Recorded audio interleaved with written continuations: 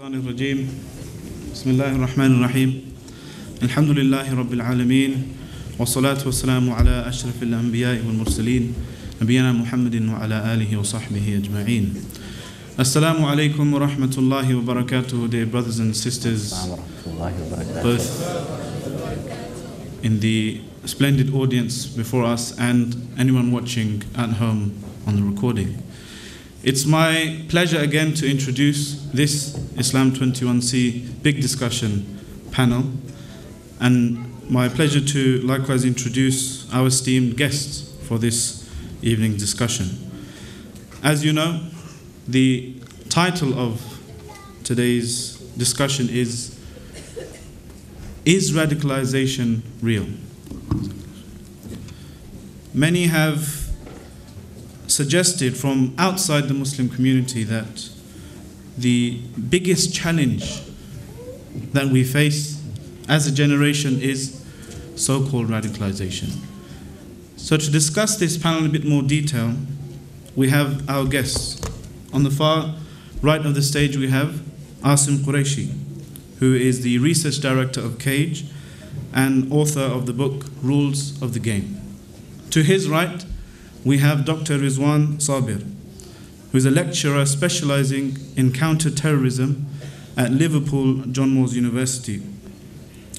I just want to start by asking the audience, just by a show of hands, how many of us believe that radicalization is a problem?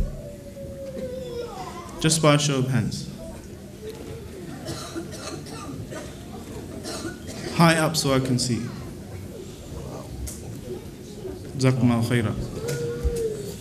I'd like to start the discussion going by asking Dr. Rizwaan Sabir.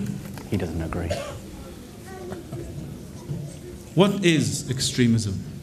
Extremism is a word devised by the government to describe a group of people whom the government doesn't like, basically. If you pursue or follow the roots of this word extremism when it's compared with the moderate term, it dates back to colonial India and when the British had colonial rule over India. So extremism was a word used to describe those people who were essentially saying that the British Empire needs to go away and let the Indian people rule according to their own desires and their own structures. The moderates, on the other hand, were the people who were saying the British can stay, but please give us land reform. So that word extremist and moderate was used to basically describe a group of people calling for particular things. That word has now been essentially reconstructed to describe extremists. The word has been reconstructed to describe a group of people who do not agree with what the British government is basically doing at home in regards to Muslims and political issues, but also abroad, those who challenge government, a British and American or Western hegemonic power. By hegemonic power I mean cultural, military and actual all domains of power. So that's the word extremist is used to describe.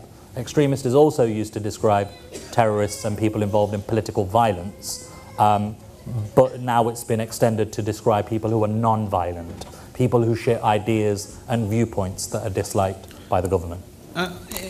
It's all well and good to talk about history, talk about colonial times, but Asim Qureshi, don't we live in unprecedented times? I mean, isn't the violence we see on our screens today, ISIS, Boko Haram, all these types of, terrorist groups, isn't this something new? How can we, look to history and try and explain away our problems?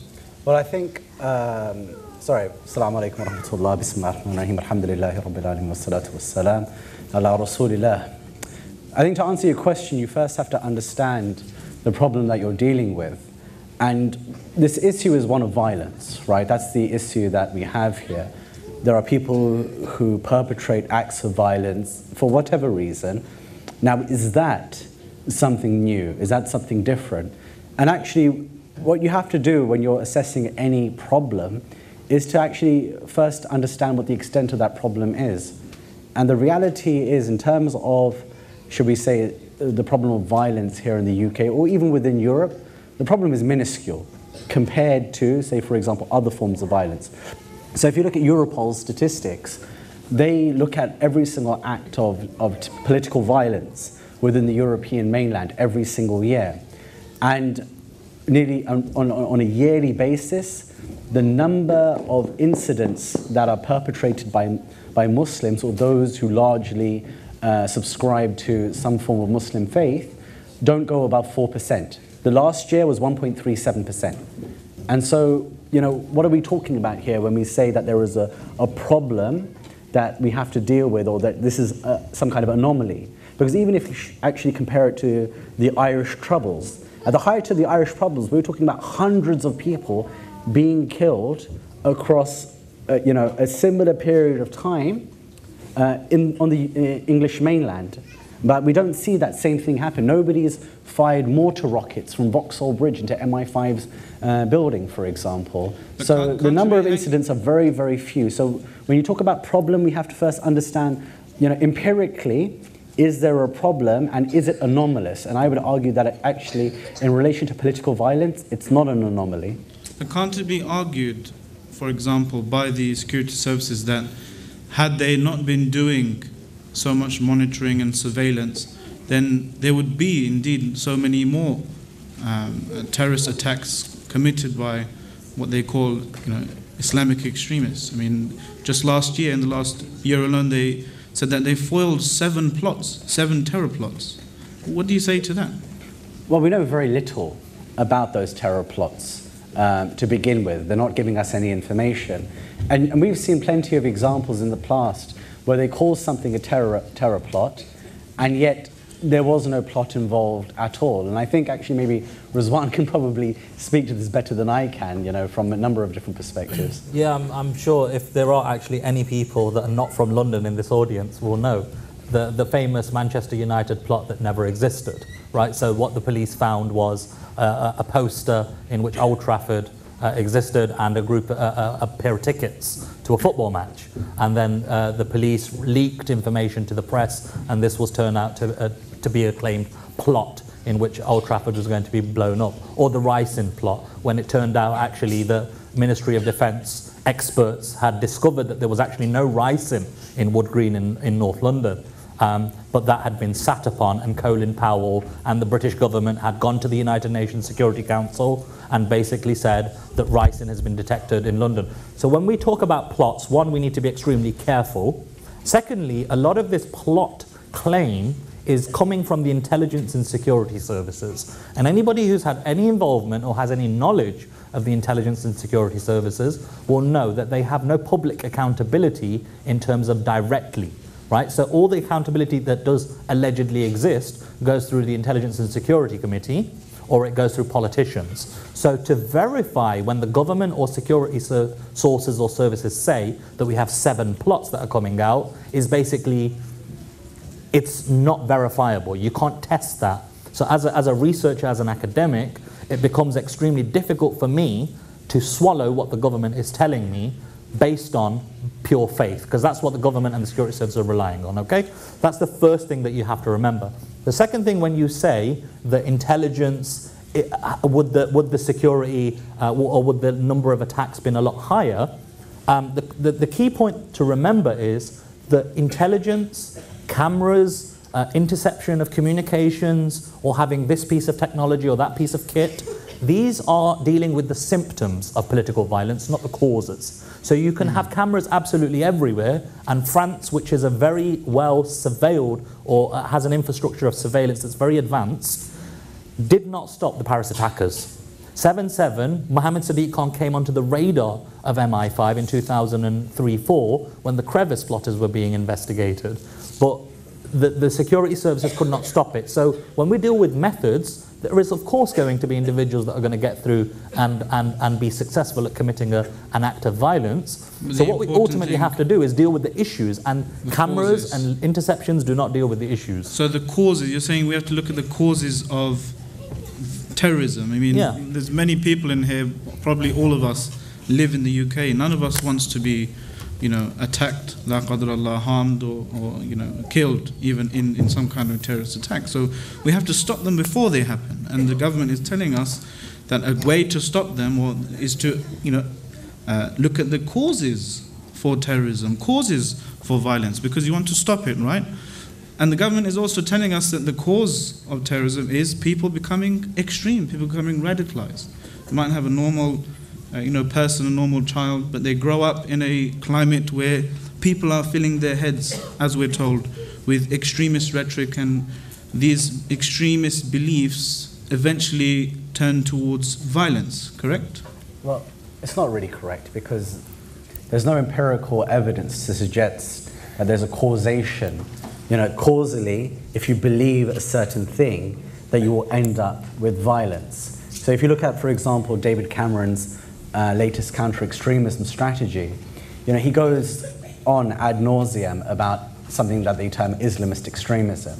And they say, well, it's when you have a specific worldview, it's when you believe in the Sharia, it's when you believe that Allah is a sole legislator, and so on and so forth. And then they go on to say, well, if you believe or have an affiliation or affinity to the works of Abu al-Ala Mawdudi, to Hassan al-Banna, to Sayyid Qutb, then these are all kind of indicative of you being some kind of Islamist extremist. But the problem is that they use a very false logic in how they come to their conclusions.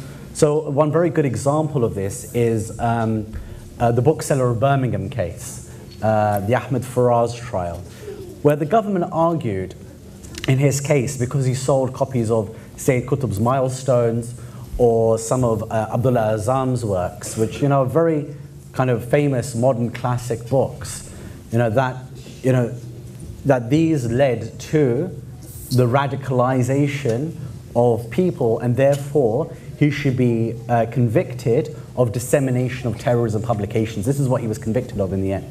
The logic was this, that there have been this many terrorism plots, and in about 70% of those terrorism plots, those individuals had copies of these books on their bookshelf. And so there is a causal link between these books and people committing these acts of terrorism. What's wrong with that logic? Well, it's a flawed logic, because actually what you want to do to understand whether or not these books cause political violence is to take when Sayyid Qutb wrote his Fi Dhilal al-Quran, or Milestones, or when Abu al-Ala Mawdudi wrote his works, look at every single person who has ever read or interacted with those books, and then see how many people have gone on to commit acts of political violence. That's the real test. That's the real mathematical equation that we want to be thinking about and looking at. And when you look at that data set, then you start to understand actually it's very few. So few it becomes infinitesimal. And what does that tell us? Well, it's not about ideology. It's never been about ideology. If you look at almost every single act of political violence, in the words of the people who committed themselves, they say this is to do with policy, to do with foreign policy or domestic policy. And that is the elephant in the room that they don't want you to deal with, because, let's be honest, what happens when they deal with that? They say to themselves, well, actually, you know what, we got it wrong all these years. For the last 13 years, we prosecuted this war on terror, and actually it's the root causes are foreign and domestic policy. That means they have to rethink the entirety of their national security apparatus. We're talking about thousands of jobs, entire institutions, policy that they've put into place, which, in all honesty, it's going to be too difficult for them to move away from. I think it also ties in that the government wants to blame individuals for having the ability and the power to basically brainwash, which is the word that's constantly used, right? So what they do is they, one, deny that individuals who become involved in acts of political violence have agency and have independence of thought. And secondly, it ties into this historical image of Islam being the external, the other, the barbarian or the savage, right? And I don't want to keep on bringing up history, but it's very important, because historically, in order for colonialism to succeed, and what we have happening today is a continuation of that colonialism, is that Islam has always been represented as an enemy or as a threat. And rather than accepting that the government or Western states may have actually created the conditions by suppressing and constantly trying to control and dominate a group of people who are fighting and resisting Western hegemonic control, not just direct control, but cultural and political and social and economic control, What the government is wanting to do is blame individual ideologues who they claim are called extremists. So let's absolve and whitewash our own history and our own role in creating this menace. And secondly, let's just blame somebody who's reading a book by Sayyid Qutb or Maududi or whoever it is as a way of basically, one, reinforcing what we already believe, that these people are barbarians and they are acting upon a religious doctrine, because that's what it ultimately comes down to. And secondly, they want to whitewash their own history. They're not willing to accept that actually what we, the Western world, have actually done may be coming to bite us back in the body, and they're not willing to accept that. And until the government and Western states accept that it may have played a role, you will continuously have individuals that are wanting to resist Western hegemonic control and power.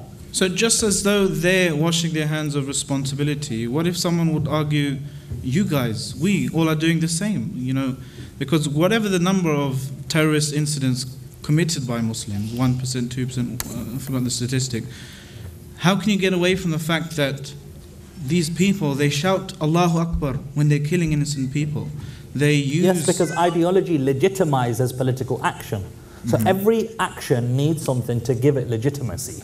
And what we have now is we have a self-fulfilling or a hamster on a wheel, if you imagine that, right? So something is a political issue. For example, ISIS. ISIS is a clear-cut exercise to establish a political state. Establishing a state is a political objective, but it's claimed to be governed and ruled and people act in the name of religion. So what's the cause of that? Is it a political goal, a state, or is it a religious doctrine that's causing it? So all these things are shrouded in politics. So when you say that we ourselves are washing our hands of this issue, I would say I would completely disagree with that.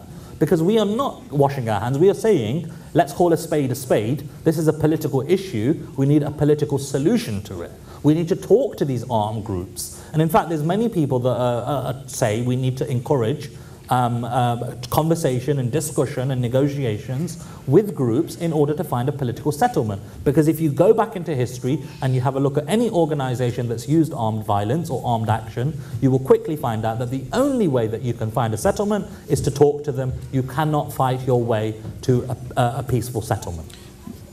Many politicians, though, they agree that most Muslims are peaceful, are good law-abiding citizens, and they don't say all Muslims are bad or Islam is the problem.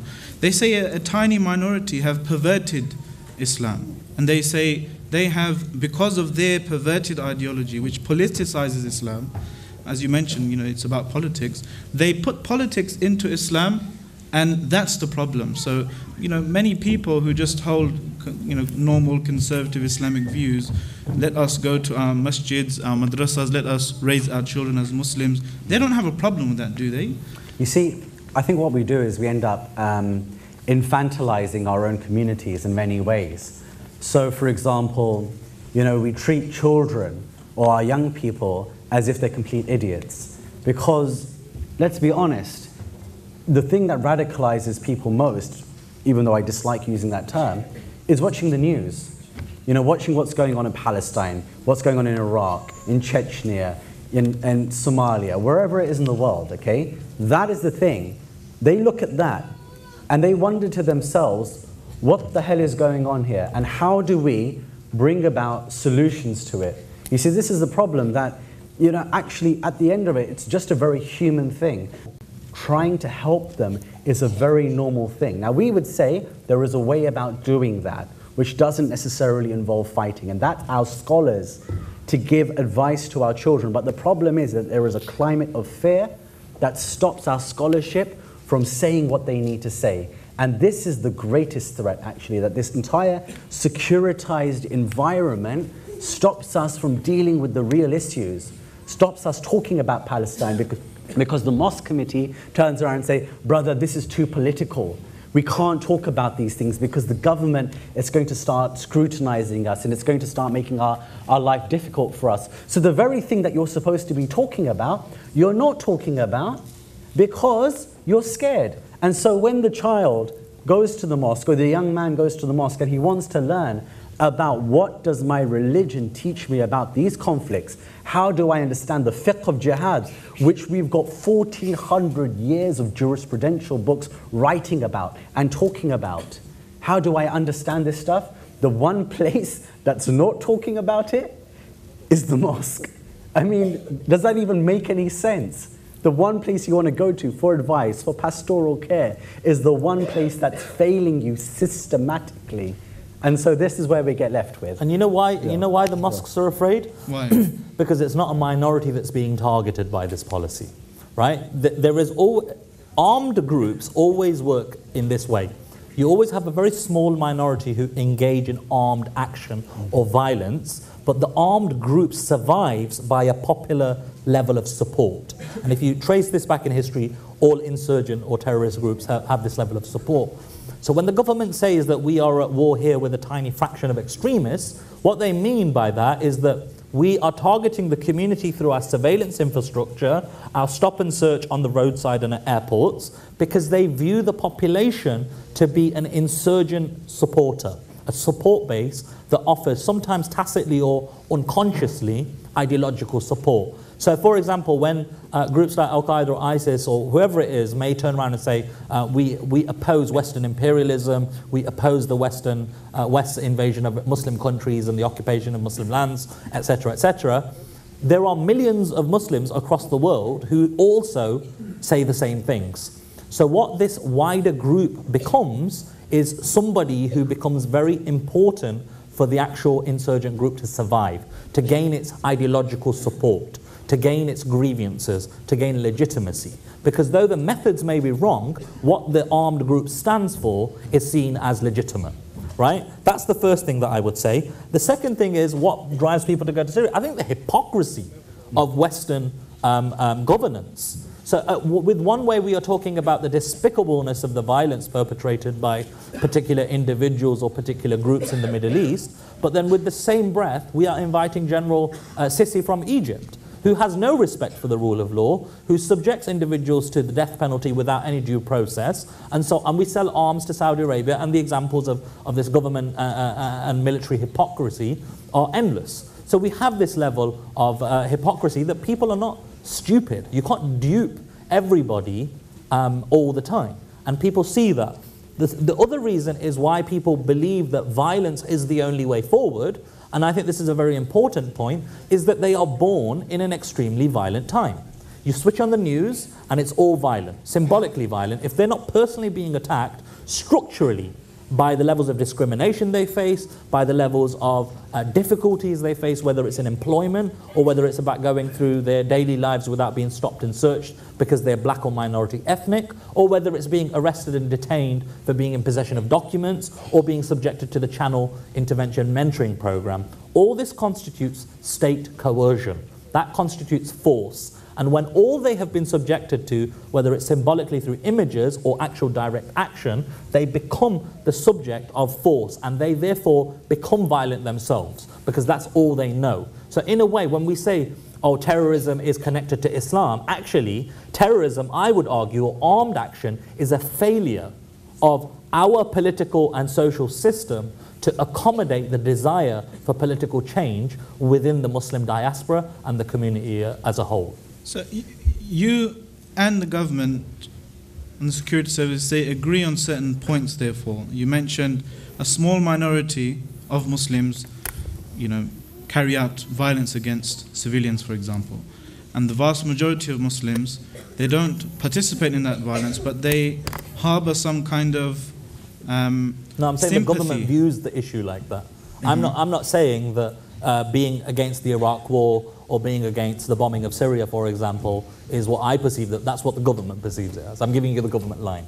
In terms of violent groups surviving due to popular support, acceptance and support and sympathy, you disagree with that, or you agree with that? Yeah, I do disagree with that, because you may support certain, you might challenge particular things that happen in the world because you don't like hypocrisy. But terrorist groups will draw on that And the government will claim that actually, and they claim this because they don't understand the issue. And the reason they don't understand the issue is because they don't engage with the people that actually know what's happening on the ground. And if you have a look at certain high-profile individuals, including Mozambique, who comes to mind immediately, when individuals do have that level of scholarship and knowledge, political knowledge about a particular issue, they imprison them. So rather than actually engaging with these groups and individuals who have leverage, the government imprisons them and actually reinforces its own ideas and viewpoints by consulting those who already agree with them. How can you ever have a solution if you only talk to people who you agree with? But they've proposed a solution, right? They've introduced a strategy to prevent the violence actually happening. It's called prevent strategy. Asim Qureshi, what's wrong with this? Isn't this going some way towards helping this problem? You see, what are they trying to prevent? They say that they're trying to prevent, first it was initially, you have to look at it where it came from. They said they were trying to prevent violence initially in 2005 when they first came up with this strategy. And then as they moved on, they said, well, actually, no, we need to rethink this. We need to prevent the ideas that lead to this kind of worldview that ultimately could lead to violence. But it goes back to the earlier point that I made, which is there is no logical conclusion that you could reach to say that the two are connected to one another, that the ideas are somehow connected to violence. There are plenty of people in this room who will have had all sorts of readings and backgrounds that they came to in their religion. We'd be hard-pressed to find one person who thinks that this form of political violence is an acceptable route. But the government would have us believe that actually it's widespread. It could be in this entire room, that it's the speakers that this group listened to, it's this whole milieu that is the problem. And so this is the problem that we have, that prevent itself is empirically unsound. And when you have an entire strategy that's based on a false logic, then what happens, it ends up harming the community more than it helps it. And this is the problem that we're dealing with right now, that we have a whole generation of young people whose ideas, their thoughts and their beliefs are being questioned, are being brought into question like they are suspects. This develops a suspect community mentality where they constantly feel like they are under siege. So when, for example, I have cases like a 9-year-old who's taken out of his classroom and asked, what's your opinion about the conflict in the Middle East? Then what is that child going to think growing up? He's going to think that, I was being questioned by my teacher, by the person who was supposed to have pastoral care over me, about what my views are as a 9-year-old about something that's going on thousands of miles away just because I'm Muslim. That's the world that that child is growing up in. And there are hundreds of examples like that. If you go to an organization called Prevent Watch, it's just newly formed. They're doing a lot of work around this stuff. They're dealing with cases where people have been affected by Prevent, and they're logging their cases. And some of the cases that they're presenting are genuinely frightening. Like what? Like that, I just gave an example. Another example is, this one was really quite stupid. There's a school in South London, and they thought it would be a clever idea to do a week about conflict in the world, and one of the days was about ISIS. So one of the kids, Muslim kids in the school, volunteers to do a presentation about what the Islamic State, what the Khilafah used to look like, as opposed to what ISIS is. So he gives this brilliant presentation. I've seen the presentation myself about, what the contributions that Islam made to science, to art, to literature, and so on and so forth, right? He had all these brilliant slides, and the team at Prevent Watch showed me all of this material. And then he says, well, this is what ISIS do, and like all the problems in relation to it. The teacher was so impressed with this presentation, she emailed the parents and said, wonderful, this was such a superb presentation, it really clarified things. For a 14-year-old to produce something that brilliant, it's remarkable. Except a third party told the head of year about the presentation. And the head of year, instead of speaking to the teacher, instead of speaking to the child, automatically rang up Prevent and reported to the child, to the prevent authorities. They then come in and start proceedings with the local council and social services, who then contact the parents and say, social services, we're worried there's an issue here in relation to the way that you're raising your child, and about you having, kind of proselytizing ISIS mentality in your household. This is how far it reached. So in the end, after a long back and forth with the council, they managed to stop this entire process, and the council realized they made a mistake, and they admitted that this whole thing was dealt with badly. But they still had already filed the issue with the police, who now have a file on the boy with CrimInt. So there is a file that we now have to fight that's on a domestic extremism database for this boy who's going to grow up in the system. Dr. Rizwaan, you're an academic. Yeah, you deal with numbers, you deal with statistics. The example you just heard, it's a few examples that we hear often. I just read a statistic just today that in 2015 alone, there's been over 6,000 referrals to the authorities to prevent these so-called extremist ideas. I mean, are you saying they're all like that? It's difficult to tell because there's a lot of secrecy around, one, the PREVENT program, but secondly, the kind of people that have been involved. So unless individuals show some level of bravery and a willingness to register themselves, it's very difficult to trace, firstly.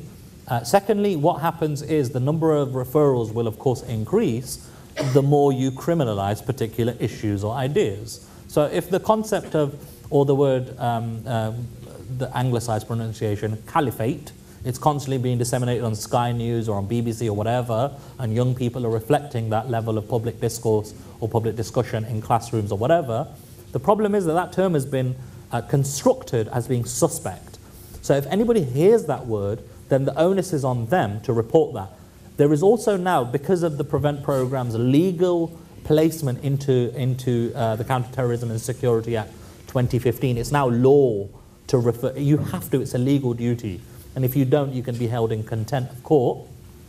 People are afraid, teachers are afraid, that if they fail, lecturers and teachers and so on and so forth, are afraid that if they fail to refer somebody, and that somebody goes on to become involved in something nefarious or problematic, then it's their skin that's potentially on the line.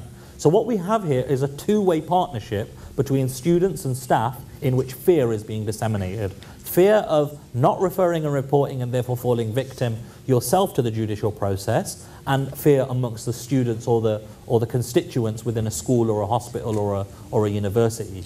What we also have is that this level of fear is actually going to perpetuate the issue of radicalization. And the reason is that the way you confront people's desire to become engaged in armed activity is to create a space in the current political system in which they can fulfill their desires and dreams of bringing about revolutionary change through non-violent methods. So the more you close down the space, the more that people will realize that actually the only way to fight for what we believe in is not through signing petitions, not lobbying our MPs, not organizing on a community level, but is actually to externally shock the system through violence. So when Asim says that this empirical flaw between ideas and actual violence, and that's what PREVENT deals with, not only is it empirically flawed, not only is it non-scientific to say ideas lead to violence, but it's actually more dangerous, and it's actually going to lead to more insecurity, not less. Wow. So you're saying that ideas essentially don't cause violence? They do not cause violence. And anybody that turns around and says that ideas cause violence is simply being disingenuous. The evidence is there. There is no link between holding a particular idea and engaging in a particular action. This is God of the gaps. Anybody who's an A-level religious philosophy will know the concept of God of the gaps. When you cannot explain something, you come up with a particular thesis to say, oh, this is what explains it, right? And radicalization, in quotation marks, is a word created and constructed by the government to refer to a process that nobody understands. Why is it that I can read Fi Zilal al-Quran or Malin fi al-Tariq, right, Sayyid Qutb, I can read these books and not become involved in armed action, but somebody else can read these books and become involved in armed action. What is that final factor that prompts an individual to remain non-violent and to become involved in violence? Nobody knows. And anybody that turns around and says that they've got some silver bullet cure for what leads to, or answer that leads to violence, is being disingenuous. Don't believe them. And that's what PREVENT is based on. And when you base a claim on ideology leading to violence rather than political factors, it's inevitable that you will create a system in which people feel repressed, demonized, marginalized, and the only way that they can kind of outlet any anger and aggression they feel is through armed action or supporting armed action, at home or abroad. Let me tell you the irony of this entire situation, which is we live in a world right now where the ideas of the French Revolution, of Enlightenment thinking, pretty much rule the dominant Western liberal discourse. You know, the way that we're being told we should live our lives, you know, according to this concept of liberalism and Enlightenment. So Rousseau, Voltaire, Locke, Montesquieu, these are the philosophers. It's in their world that we very much live right now. Except after the French Revolution, all of the European monarchies came together. And you know what they were saying? They were saying, it's precisely the ideas of the Enlightenment, of the encyclopedists, so people like Rousseau and Voltaire, that leads these university lecturers to spread radical thinking amongst their students. So we must prevent the ideas of the French Revolution in order to stop this sedition and this extremism. You know, it's so ironic that the very people that are perpetrating this stupid narrative, okay, this illogical narrative on us, are the ones who are affected by that same thought. You have an Austrian minister literally saying we have to prevent the ideas of the French Revolution by cutting off, by burning the books of the philosophers and the encyclopedists. Because one man decided one day to stab a German minister and then cut himself in the stomach and try and kill himself. And they became worried about this phenomenon of suicide terrorists. You know, all of this stuff repeats itself. This same flawed logic, it repeats itself again and again and again. Rizwaan already mentioned the example of India. You know, once again, you know, they did something very similar. Like Tahir al-Qadri not too long ago came up with a textbook about good citizenship for Muslims in the UK. They had a textbook in India called Citizen of India, which was what? It was supposed to reduce the level of seditious and extremist behavior amongst those people who were calling for boycotts of the British government, who were trying to rally support against the British government's presence in India. And so we see these patterns again and again and again, and it's got nothing to do with ideology. It's got everything to do when repressive states centralize control and power to themselves, how they then control a minority who they want to present as the other, as the suspect community. So you guys, with all due respect, you're very well read, you're academics, you look at the data, you analyze statistics, you read Rousseau. Most people don't. I don't engage in, you know, reading about the French Revolution and so forth. Practically speaking, what are you going to tell 600 people about how they can personally deal with this issue? And we've got some tweets coming in at Islam21c, such as the example with the young girl is shocking. The young girl who was taken out of her class and reported to PREVENT. How do you think Muslims and Muslim parents in particular can tackle this issue? Practically speaking, what are we supposed to do? Are we supposed to go up to the school and give them a copy of... Tackle which issue? The issue of children being targeted because of, you know, these beliefs, or them being questioned about ISIS or foreign policy or whatever. Well, I think that the first thing to do is to make sure that you challenge this stuff. Don't be afraid of it. The only power that PREVENT has is the power that we as a community give it, because it's supposed to be a program that's based on interaction with the community and acceptance by the community as well. So if you start to challenge it, it actually loses its power. So question the logic. Don't just become too frightened to even do anything. Go to organizations like Prevent Watch. You know, you can even contact Cage. There are other organizations as well. Contact them and say, look, You know, I'm having this problem. They've approached me. What can I do? And it's about using the law, but also getting these schools, these doctors, these nurses, opticians, childminders. I mean, all of these people are obligated to, as part of the reporting duty, but getting them to then formally question the decisions that they're making. And one thing is very, very, very, very important. Do not have verbal conversations about any of this stuff. If you're going to communicate with a public body, with your school, with your doctor, with whoever it is, make sure you contact them by email or by letter, and that you receive responses. If they try and contact you by phone with a response, say, sorry, but I'm not going to listen to this. I want my response in writing. This is crucial, because if we don't have an evidence base for what they're saying, we can't challenge it. And we are in a process right now where it's the evidence base that's winning us the discussion. Alhamdulillah, honestly, we are winning the discussion about prevent. The government is running scared because you've got hundreds of academics coming up publicly. Rizwaan and I both earlier in the year signed a letter, a joint letter by 300 academics and public figures, including people like Karen Armstrong, Tariq Ramadan, many other people, many figures you all know, criticizing prevent, saying it was having a chilling effect on the Muslim community. So there is a groundswell of opinion now that is coming together in order to criticize this strategy and expose it for what it is, which is both scientifically flawed and destructive for our communities. But Asim, it's fine for 300 academics to sign a letter. That's their job, you know, to hold the government to account and so forth. You mentioned doctors, childminders, teachers. They're legally obliged now to engage with prevent. How can you tell a room full of teachers, for example, that, you know, don't worry, we're against prevent? They have statutory obligations. They're legally obliged.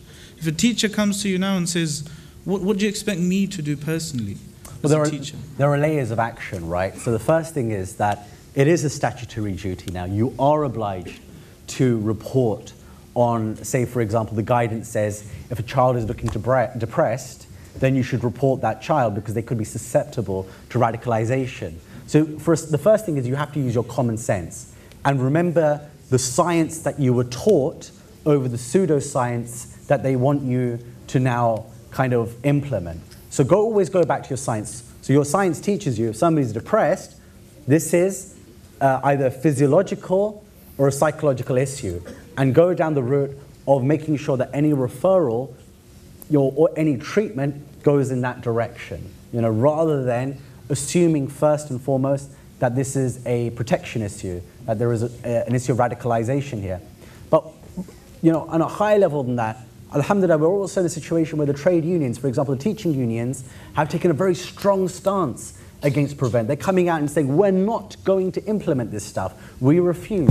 Make sure you join your unions, you know, in terms of, you know, pushing back against this. But it's the law. Won't they get in trouble? But the key to all this is, remember, you have a duty. As teachers, you have a duty, and as doctors, you have a duty. Your duty is to what? It's to safeguard the care of those under your charge.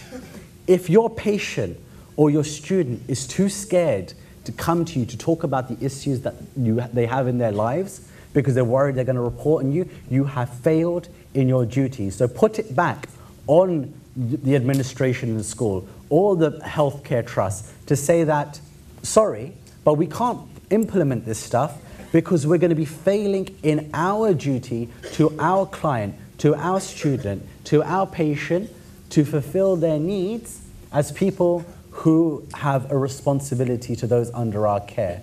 This is the key. Do your job. Do your job as you were taught to do it. Do your job as the science teaches you to do it, not as the pseudoscience. So keep on challenging at all levels. That is the key to pushing back against prevent. The moment we accept that prevent has a legitimate narrative, that they have something to say, that they have any kind of relevance to our community, we lose the battle. We know how to prevent you know, our community from going down a line that we don't want them to do. We've been doing it for centuries. Since the death of the Prophet ﷺ, we've had so many different groups rise and fall, groups that were involved in violence, in political violence. And we've seen groups like the Hashashiyun arise in Central Asia and the kind of violence they were committing all over the world. So many examples in history. The history of Muslims is not one where violence is a new thing, where political violence is a new thing. It's happened, and you know what? For centuries we've been dealing with it. We've been dealing with it internally. How? By having an open discussion amongst our own people, by going through learning processes, by educating our youth in an open and honest way. Not in a contrived way where we have now, where the government gives a mosque money and the mosque puts on all of these kind of condemnation events. It says, yes, we all condemn ISIS. We've been condemning ISIS since before they even knew who ISIS was. All the mosques, all the people from mosques here who have been condemning ISIS, let me ask you one question. Were you condemning ISIS when there were only Arabs being killed, or only after Westerners started being killed? You have to be honest with yourselves and ask this question, because it's very important, because it speaks to how we take seriously issues in our own communities. And I guarantee you the vast majority of mosques in the UK won't even be able to name me one Arab outside Mu'adh al-Kasasbeh, the man who was burned by fire, the Jordanian pilot. Outside of him won't be able to name me one Arab that was killed by ISIS. But they'll know the names of every single Westerner. That's important. We should be talking about that because it's a problem. But let's be real about what we as a community know is a problem and what is presented as a problem in our lives. And that is the crucial thing here, that we know how to deal with our problems, and yet sometimes we are told what the problem is and we end up responding to that, even though we know in the back of our minds, actually, this really isn't that great an issue in our lives. One very quick point. Power doesn't like resistance, but resistance is ultimately what brings power into check. And I give you a very famous example. If anybody here from Birmingham will know this, Project Champion, the campaign or the police attempt to put cameras across areas of Birmingham that would have basically created a ghetto, so nobody can come and leave without the police knowing who was coming and going. The only reason that those cameras came down was because the Muslim community in Birmingham, so outraged by what had happened, essentially put pressure on, and the police withdrew their attempts to leave the cameras in place. So the whole point of saying that is that community organization is absolutely vital. Anybody who is being referred to the channel program under Prevent, for example, one should speak to others in order to gain solidarity and support. I would advise that. Don't do this alone. You don't have to. Draw on people's social capital and their contacts and their experiences. And secondly, you have to be brave in order to challenge this. Come out in the public space and challenge it. It's only when people will challenge it through official avenues and through the public space that people will become aware of this and realize that they are not alone. And the only reason that why Prevent has essentially been marginalized completely in the public discourse is because enough people have been critiquing it now for a number of years about how this policy is problematic on many fronts. So community resistance and community organization is absolutely vital. Officially complain. So if the school, for example, says to you that we are referring your child, then you have to take that up officially with the school. Now that means either contacting your best friend or your brother-in-law or a lawyer that you know in order to help you draft the letter, and make sure that you actually send the letter and you follow everything through. And the second one that I would say is that you have to be brave. That you are not going to go to prison. Nobody is going to say anything to you if you fight. You're not doing anything wrong. And I can tell you now that the only way that God will help you fight this thing is if you show bravery, and they can't do anything in the face of bravery. They can claim that they will deal with you and counter you, but I can assure you right now, the minute you are brave, they can do nothing and they will give up, as they are doing increasingly with the community resistance and organization in regards to preventing. I know the audience is, I hope the audience is as riveted as I am with this conversation, and it's my pleasure to inform you that we will be carrying on this very conversation after the break that is coming up for Salatul Isha.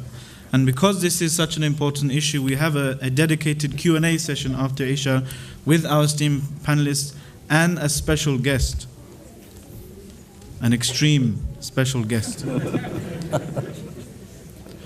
I hope you'll all join me for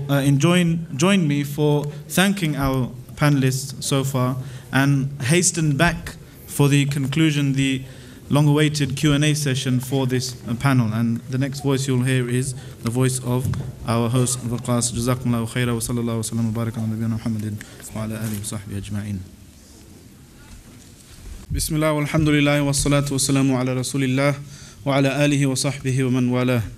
Assalamu alaikum wa rahmatullahi wa barakatuh again, dear brothers and sisters, and welcome back to this panel discussion on Is Radicalization Real?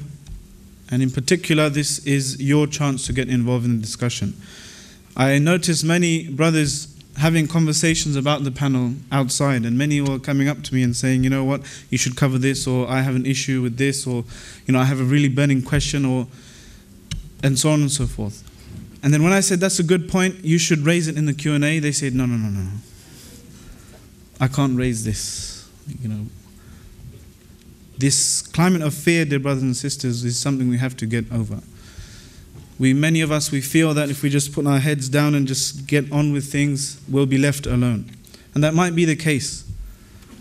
But it might make things worse for our children and generations to come. So I ask sincerely, dear brothers and sisters, if you do have a question or a comment, and please keep them brief and to the point, please do raise your hand and we will try our best, inshallah, to have them heard and responded to, inshallah. So without further ado, please let's see a show of hands. Any questions and brief comments and personal experiences and so forth, please let us see your questions. So let's start with taking 3 questions at a time, or 3 comments / questions at a time. We have one here in the front row, one brother next to him, and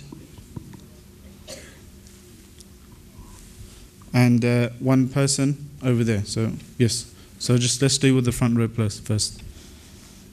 Okay, Assalamu alaikum. Jazakumullah khairan to the panel for explaining a very difficult and sometimes often complex discussion in very simple language that we can understand around the issues of prevent and radicalization. Now, what I want to ask you to speak about is two very brief things. One is around the fight back, because the fight back against prevent has already started. We saw a statement in Newham, we saw a really good statement from the Liverpool Forest Council of Mosques and other parts of the country where they are talking about and planning to boycott prevent, as Liverpool Forest Council of Mosques did. Now, could you speak about that as one issue? And then the second issue, very briefly, is when I speak to parents and when I speak to Muslim schools, I get the sense that there is a real fear abounding within our community. And one of the manifestations of that is we're finding that many parents are saying that we need to start coaching our children and really explain to them the do's and don'ts of what to say in public, to such an extent that they are being very fearful of them saying very simple things. Like a parent was saying that she said to her child when he was taking off on the plane to do the dua, and then he started to do the dua, and she said, do it in a low voice. And she realized that she was being infected by this fear.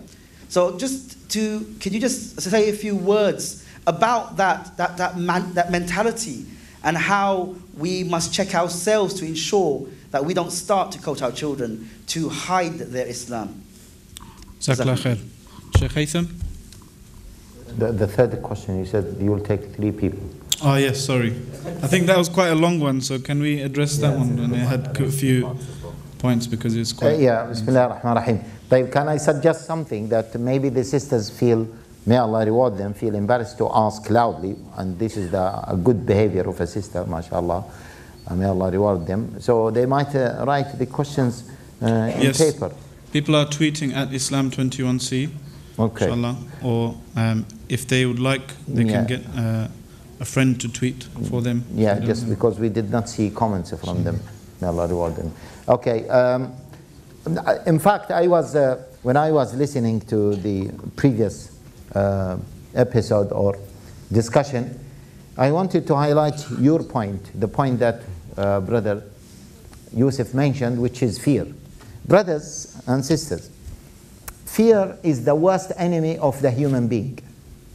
If you get into any competition, psychologists say, and educationalists, etc., they say, if you get into any competition and you feel that you will lose that competition, you will lose it actually. If you get into that competition with confidence that you will win, most likely you will win. So actually, you are the one who defeat yourself or give victory to yourself. As simple as this. We are facing challenges in the UK, yes. In Europe, yes. In the whole world, yes. But as Allah Jalla wa Ala says, ولا تهنوا ولا تحزنوا وأنتم الأعلون إن كنتم مؤمنين إن يمسسكم قرح فقد مس القوم قرح مثل وتلك الأيام نداولها بين الناس. This is the nature of this life.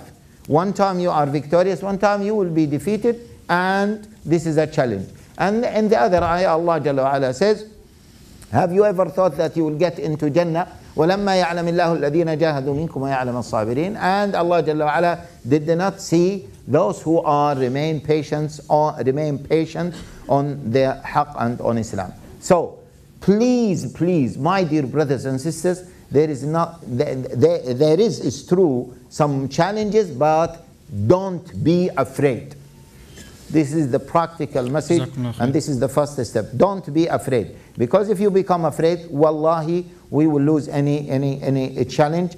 And let me just say something, a practical thing. You know, in France, they banned hijab, they banned the niqab, then they banned hijab. Why?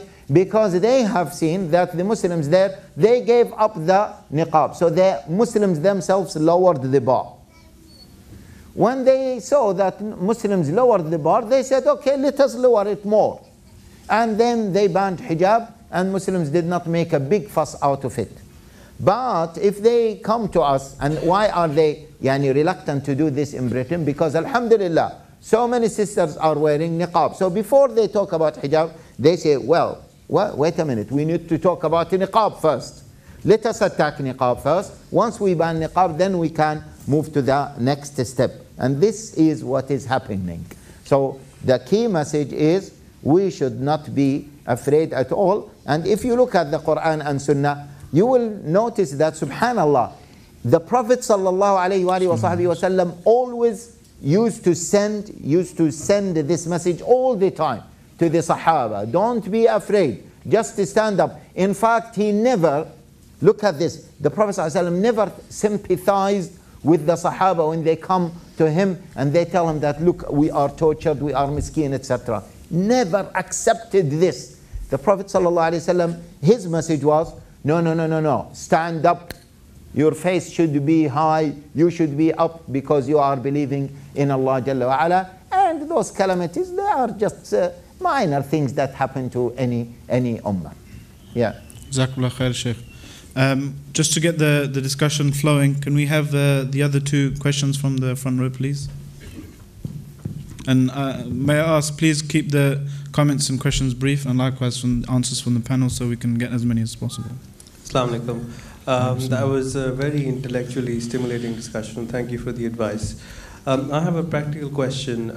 Being a doctor, I work in the NHS, and I know that medicine is practiced in a very defensive manner. Even consultants end up doing irrelevant investigations just to cover their back.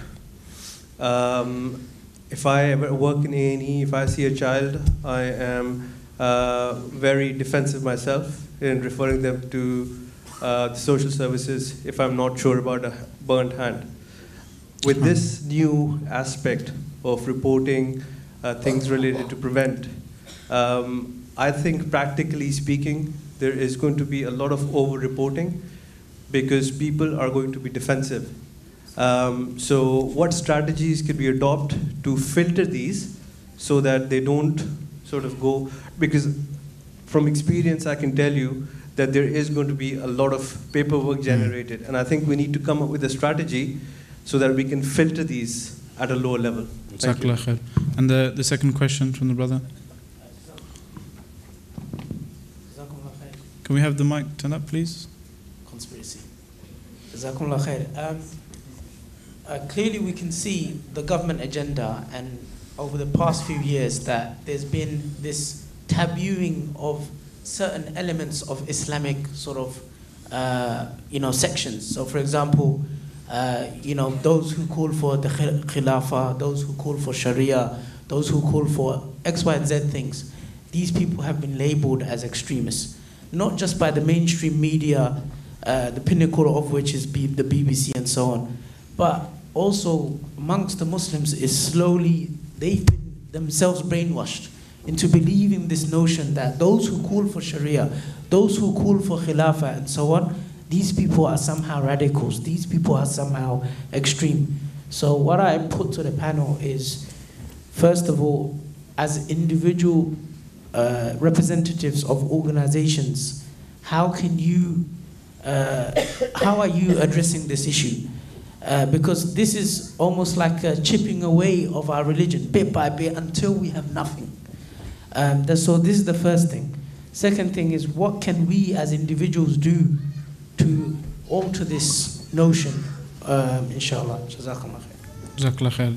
Asim, and please, concise as possible. Yeah, actually, I'm going to connect your question with the one before it from Yusuf, which is this notion of, okay, how do we practically kind of push back against some of this stuff? Look, we are fearful, we are scared, we have to recognize that. Don't tell me there isn't anybody in this crowd who hasn't been on the plane and Salah time comes, and when you're wondering to yourself, where do I pray?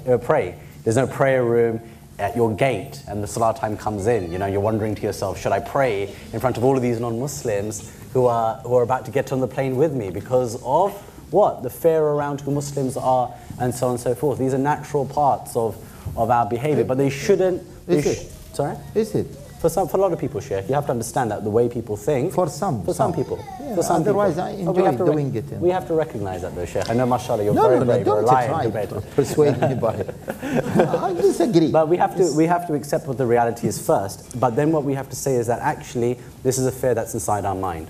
Okay, William Blake talked about the mind-forged manacles. The manacles that we put on our own minds, and this is exactly where this stuff comes from. But in terms of the practical advice, this is where we get over the fear, by challenging this stuff. The Waltham Council of Mosques have just produced a brilliant statement, challenging a group of imams. It's unheard of that they would come up against counter-terrorism policy. The MCB has been pushing back. A number of different organizations have been pushing back against some of this policy now.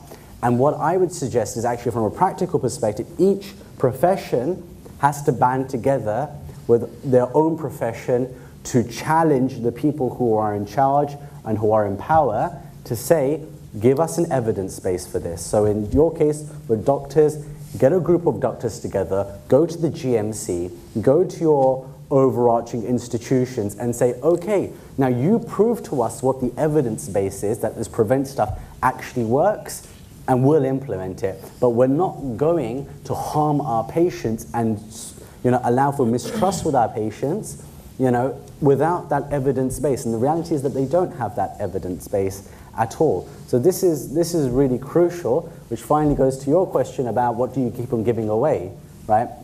Jahidam spoke about niqab, and one of the reasons why I'm such a big fan of history is because you learn so much. Exactly. During the Spanish Inquisition, I'll finish with this point, we're talking about the late 16th century, early 17th century. Ferdinand and Isabella were writing letters to each other saying, the Almalfa is a barrier to integration for the Moriscos, the Muslims of Spain, those who had been forcefully converted to Christianity. You know what the Almalfa was? The niqab. They said the Almalfa is a barrier to integration, that these Muslims aren't integrating into Christian society enough. You look at all the language that they're using, it's verbatim the language that's being used today. And what happened over there?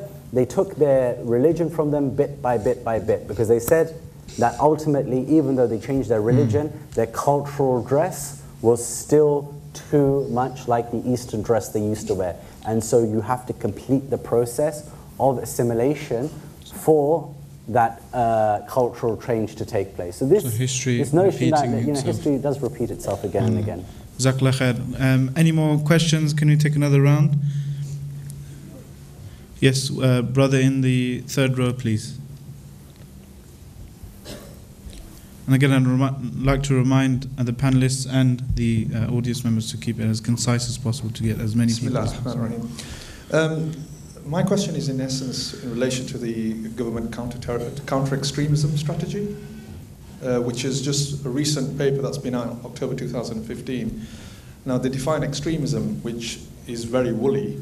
Extremism is the vocal or active opposition to our fundamental values, including democracy, the rule of law, individual liberty, and the mutual respect and tolerance of different faiths and beliefs. We also regard calls for the death of members of our armed forces as extremist. My concern is, this sounds like it's an overarching strategy, and this is considered as a valid definition. What's the Muslim response to that definition? And I'd just like to read out a question from the sister side. MI5 are trying to recruit spies or compel people to expose other Muslims. I understand that this is haram, but how would you explain this to someone who is relatively closed-minded or narrow-minded? I would like you to explain this in the most simple language. And a third question to run this round off. There are new laws being introduced to regulate madrasas under Ofsted. How can coordinators and managers best prepare for this? I'll take the MI5 one. No, there's one first. In terms of the Muslim response to British values, there is no Muslim response and non-Muslim response. In theory, we all believe in the rule of law, we all believe in equality, we all believe in being judged according to a process and not being arbitrarily detained and so on and so forth. I would say that these values are not British values, which the government is claiming. They're as French or as a Muslim as you so desire. The concept of justice and due process also goes to the heart of Sharia, regardless of what Douglas Murray or the neoconservative movement or the right-wing press will tell you. So the first thing is I wouldn't draw a distinction between British values and so-called Islamic values. So decency, due process, and these kind of things are as Muslim as they are so-called British. The second thing I would do is you have to recognize that Muslims are not willing to buy into this British values narrative. As I said earlier in the panel, was that with one step we talk about the rule of law and we talk about all these kind of wonderful ideas, but then with the very same breath we undermine them. So we say let's follow the rule of law and let's have equality, but we imprison those very people who need protection from the state with accordance of law by sending them to Guantanamo Bay or interning them in Belmarsh or subjecting them to control orders and so on and so forth. So when the government say we have British values and Muslims should comply with them, Muslims shouldn't necessarily be at odds with British values, and they aren't at odds with British values. What they don't like to comply with is the hypocrisy of the government preaching to a community when it itself doesn't comply with those very values. Asim, you had something to add? Yeah, I'll deal with the MI5 question. For me, the issue, I mean, Sheikh Haytham can clarify the Islamic position about tajassus and what that means, but you know, from spying. Yeah, spying. Sorry, but from a political perspective, or more of a community perspective, there is an issue in the sense that when you have the prevalence of spying in the community, then trust is hindered. And what happens is that people start to introvert when they feel like this process of spying is taking place. Those opinions that we need to engage with, that our scholars need to debate with and interact with, they go underground. And you can't then challenge when people are thinking about things in a way that is wrong or ill-informed. And that is the result of a culture of spying. You know, when people feel like we don't have the space to speak because somebody's informing us, somebody's going to send this information back which is going to criminalize us in some way. And you know, actually we did a press conference not too long ago, a few years ago actually, now that I think about it, with a Somali community. And the Somali community was saying, look, if you want to put an advert in a newspaper saying that please, you know, we're looking for people to work for us at MI5, that's completely different than knocking on our door. This was a real life example, pretending you're the postman, rushing in and saying, we're from MI5, you know, we think you're one of the worst extremists in the UK, and if you don't come and work for us, we're going to make your life extremely difficult for you. Those are two very, very different things. And the problem is this the security agencies have a habit of using coercion by using people's difficult immigration status, or problems that they're having with their employers or immigration to impact upon their lives, and to use that against them to turn them into spies, which of course causes further resentment and disenfranchisement within our communities.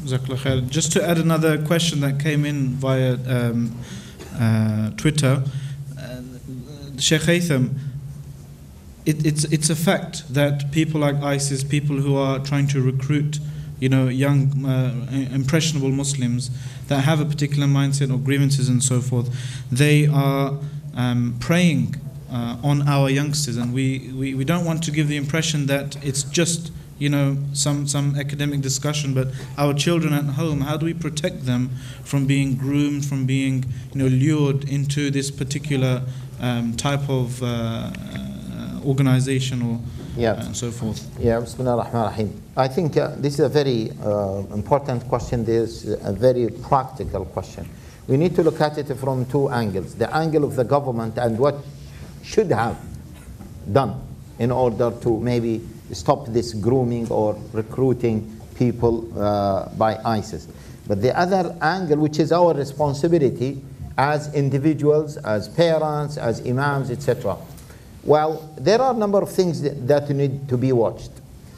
First of all, by the way, this radicalization or extremism, we admit that there are some Muslims who are doing the wrong things, and there are some Muslims who join ISIS, they go to Syria. We have to acknowledge that, because if we do not acknowledge that, then it is, we are going against some facts. So why we need to think of those brothers who join ISIS? Why do they join ISIS? In order to understand how we can safeguard our children. You can see, my dear brothers and sisters, that most of those young children are the product of number of factors. And as they say in sociology, that you cannot pinpoint one reason that is behind a phenomena. There are a number of reasons behind each social phenomena. For example, this radicalization or extremism or terrorism, it is a social phenomenon. There are a number of factors. The culture itself, the gang culture that we spoke about it yesterday, music, music, the type of music which is linked to gang culture, lack of Islamic education, lack of role models. For example, lack of Islamic education. Until now, there is no proof. Even I attended recently a discussion over the radio, Tunisian radio, BBC Arabic, and it was discussing radicalization in Tunis. And one of the brothers said that there is no empirical evidence that those who finished proper Islamic study, they turn to be extremists or joining ISIS. So we need to expel that idea. In order to safeguard our children, we need to provide them with the proper Islamic education. And that's why the government should, in fact, support that. And instead of saying, we need to ban these madrasas, we need to stop this and that and this and that. Okay? Also, my dear brothers and sisters, if the person was not practicing and he was extreme in his liberalism, once he starts practicing, he will use the same mentality that he used before, which is extreme views, to what? To another direction, and he will be extreme in the other direction. Also, many people feel the guilt. Many young children, when they commit certain ma'asi, they feel the guilt, and they want an easy road to Jannah. And they will be groomed by the ISIS people. Listen, it is just a bullet, and then after the bullet, you will get 73 hurul ain, being around you, in Jannah, and that's it. And the young boy, 19, 18, 20, something like this, he will be dreaming about this, and he will feel the guilt, and he wants to get rid of it. So you need to know these in order to be able to save your children. Also, if I may say, with regards to teenagers, don't, out of fear, sometimes when the teenagers, they might come to you and they might say, well, these kuffar, their wealth is halal. They might hear this, by the way. I'm sure the teenagers have heard this discussion, or they came across this discussion. Their wealth is halal. Don't worry about them. They are killing our brothers and sisters and raping our children, our daughters, and blah, blah, blah. Yeah? Okay, look what they have been doing in Syria. Look what they've been doing here and there. Don't suppress that discussion. Don't tell him, shh, you know that this discussion will lead you to many problems, because he will keep it internally and he will keep it among his friends. Yeah? You need to entertain that discussion in a very wise way. Okay?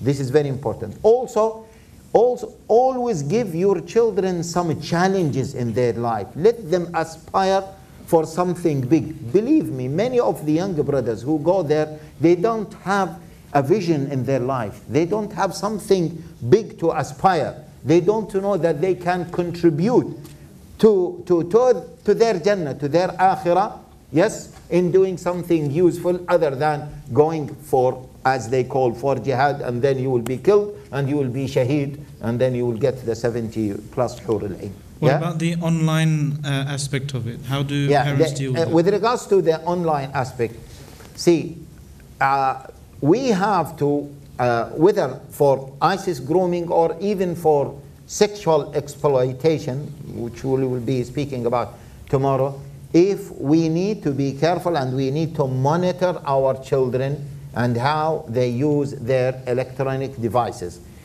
Number of things that we need to do. Some parents, they have these certain parenting programs to monitor the internet access devices. Some parents, they leave the laptops or the computers in the main sitting room. Some parents, they check their children 1 o'clock at night or 12:30 at night or 12 o'clock at night. Are they really sleeping or are they chatting with someone? Yeah? Sometimes you need, whether openly or secretly, you need to have access to your children's computer or devices and to try to browse. If you don't know how to do this, ask someone who can do this in order to see what kind of websites they are accessing. Also, you have to have a level of trust. Yes? You have to have a level of trust with your children. Your children should not see that you are a person who is going to report them.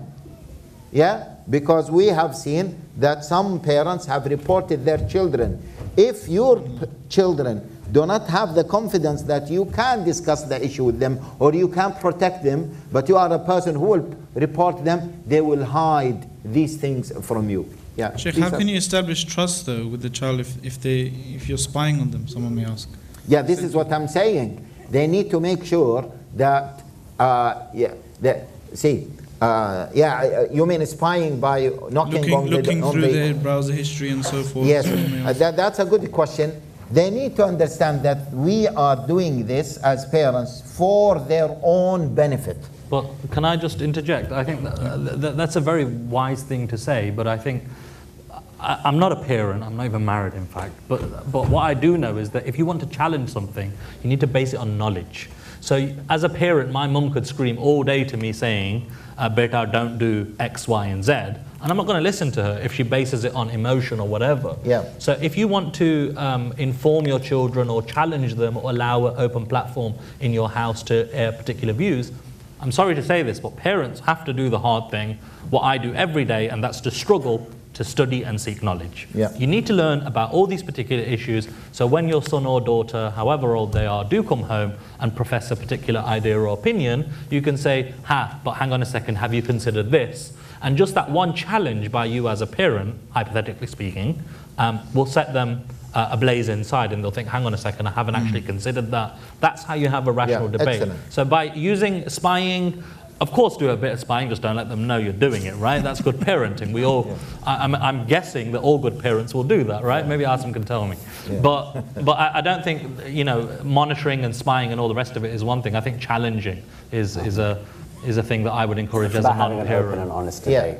طبعا challenging, maybe it is not a confrontational statement. I would like to add one more thing. Some parents, and I had this experience. Some parents could not, maybe challenge is the wrong word, could not discuss the issue with their children. They brought them to me, yeah, which is a good idea. I'm not saying bring them to me. Bring them to an imam or a scholar or an activist, yes, who can speak about these things honestly and who knows how to speak to children. In fact, my dear brothers and sisters, we know, and I was discussing it with Sheikh Farid, yeah? I don't want to embarrass my children, but you know, when the father speaks, the children are the last people to listen to the father. Yeah, especially, they will say, oh, come on, we heard this lecture 100 times. In the morning, he's lecturing us. In the evening, he's lecturing us. In the evening, he's lecturing us. Yeah, this is the dynamic between the relationship between the father and the son. So sometimes it might be wise to take your children or to encourage them to see other people. That's why, my dear brothers and sisters, the sisters as well, yeah, because there are many sisters who are being groomed, and we have heard of so many sisters, 19, 20, 17, yeah, in the Netherlands, yeah, some sisters 17 years of age, and the 3 girls who crossed the borders to Turkey. How old are they? So sometimes the mother or the father can't address their children or those challenging ideas that their children adopt. Please, we need as many youth programs, youth projects, youth clubs, youth activities, youth activists, as many as possible, because that will serve as a safeguard for our children. Just before we have the any further discussion, I just want to open up just to one final round of last 3 questions. I've been informed that we have to wrap up ASAP. So if anyone has a question, please put your hand up high. Yes, the brother with the beard, in the 3rd row that I'm pointing at. And whilst he asks a question, we've got one here from the social media. Dr. Rizwaan, what is the impact of structural inequality, and does it lead to young people being radicalized? Okay, so that's one from social media. And brother, your question? Assalamu alaikum wa rahmatullah. I've got one question, and we hear this all the time. They say we don't have a problem with moderate Muslims. We've got problems with the extreme Muslims. Yeah. Could anyone please explain these 2 for me, please? Yeah. Sure. And final question with the gentleman in the front row, with the white thobe. Yeah, by the time you decide, the session will come to an end. This is just a question on how to deal with prevent on a slightly more local level. So we had an incident in the masjid where we do a small halaqah just for the children, and we had prevent contact one of the imams to come to the masjid to sit in on one of the halaqat, and they haven't come yet. They're due to come most likely in the new year. So would you advise us to invite them in to give them confidence that we're not talking about anything untoward? Or would you advise us otherwise to, because you mentioned about not giving them any sort of credibility, to rebuffing them because we don't want to acknowledge them as a body. So would you advise us to rebuff them, and then what are the consequences of doing that? Jazakumullah khair. So if I can ask the panelists each to address those issues in as concise a way as possible, and then we'll have to wrap up, I'm afraid. So starting with yourself. Okay, so the question on social media about social inequality and its contribution to radicalization is an excellent question, and I think you cannot look at the issue of why people become so disenchanted with our system and our reality in this country and other European nations that they want to engage in armed action. When we talk about structural inequality is the inequality that articulates itself in an invisible way. It articulates itself in a way when you apply for a job with a Muslim name, you're not invited to a particular interview because of that Muslim name, but you can't pinpoint it. It's like institutional racism. Nobody calls you the N-word or the P-word, it just comes across in a way where you're discriminated against. So when we talk about does that level of structural discrimination or inequality lead to radicalization, absolutely. And it leads to radicalization in this way. That when an individual feels like they are constantly under attack but can't pinpoint in what way they are under attack, they feel like that the current system, the current structure is not created in a way to address their aspirations and their desires. So when an individual does come to the floor and say to them, oh, brother, have you considered this alternative system? Now, when we talk about Islam or political Islam as an alternative system, there's many, I'm not a scholar, I'm not a theologian, but I do know that there's a number of different schools or disciplines dedicated to how we should establish a political Islamic system of governance and military and so on and so forth. But when one individual comes across and says, look at all these structural inequalities that exist, have you considered the alternative view to establish an alternative structure? How are you going to bring about that structure? The only way that the oppressor understands is through the gun and the bullet. Then that becomes an attractive feature. Second thing I want to mention off the cuff in response to Dr. Haytham's answer about parenting again, right? What he's basically referring to is an organic, community-led program in order to deal with our own issues. Now, a lot of the time, people will turn around and say, you don't condemn ISIS, you don't condemn ISIS. Well, if you stopped attacking the community across the board on a daily basis, maybe people, including myself, would get up and say horrible things about ISIS. But the reality is, you're going to turn on the news tomorrow morning, or you're going to go onto Twitter or Facebook, and you're going to see 10 stories that are negative about Muslims. Most of the time, the community is either reacting to negative imagery or symbolism in the media or the press, or just trying to deal with that daily kind of vitriol or hatred that exists. So what is being recommended here, that organic channel program, that is the answer to our own issues. We need community level responses to our own problems rather than having some white aristocrat or elite in Whitehall telling us what to do. The final question, and I'll be very brief on this, was it about MI5?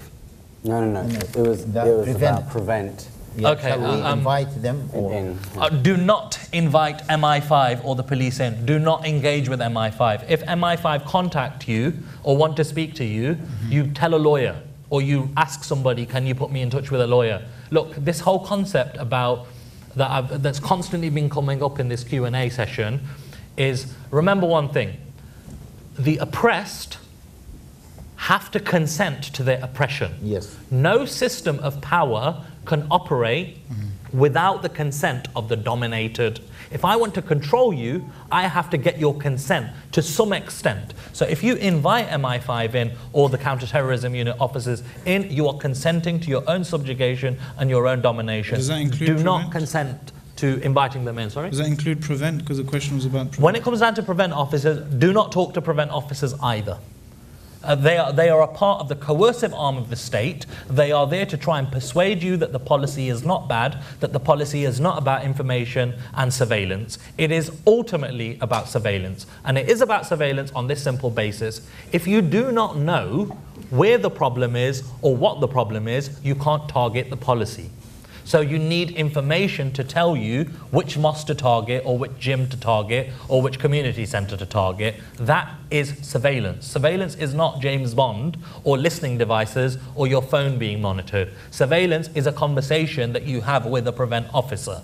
So remember that when you are engaging with agents of the state or the authorities. And final MashaAllah. Rizwaan said everything that I wanted to say. So literally, so I'm going to just talk about some of these points in a theoretical way. But please, concisely, because we have to... Concisely. There's a brilliant essay by Gayatri Spivak called Can the Subaltern Speak? It's a bit of a heavy read, okay, but in it she coins a term that she invents in fact for the first time. This term is epistemic violence, okay? To try and put it as simply as possible, epistemic violence is when your oppressor takes a piece of oppression that has been conducted against you or being perpetrated against you, but frames the language by which you are allowed to speak about that oppression. So you have your own language, your own oppression, taken away from you, and it is framed in the terms that they permit you to frame it. So they'll say, yes, it's wrong that the war in Iraq happened, but that's got nothing to do with terrorism. It's got nothing to do with foreign policy and the rise of violence and whatever else. You can talk about the fact that the war in Iraq is wrong, but don't think to link it to the bad impacts of foreign policy. This is epistemic violence, and this is what we're going through. Now, the moderate versus extremist debate that you raised is part of this process, right?